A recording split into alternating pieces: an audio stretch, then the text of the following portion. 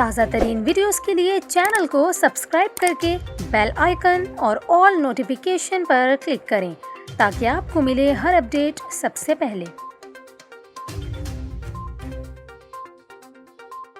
اور ابھی آپ کو کراچی سے خبر دیں، جہاں آج صبح گرج چمک کے ساتھ موسلادھار بارش کے بعد موسم خوشگوار ہو گیا ہے، جبکہ محکمہ موسمیات نے مزید بارش کی بھی پیشگوئی کر دی ہے۔ شہر کے علاقوں Malir, model colony, Kharadar, Shara Faisal, garden, Qayyumabad, Gulistan جوہر اور چندی گڑھ روڈ سمیت کئی علاقوں میں تیز بارش ہوئی۔ محکمہ موسمیات کا کہنا ہے کہ آج دوپہر کے وقت شہر میں مزید بارش کا بھی امکان ہے۔ بارش برسانے والے تھنڈر سیلز بلوچستان کے مختلف علاقوں میں بن رہے ہیں، جو کراچی میں بھی بارش کا باعث بن سکتے ہیں۔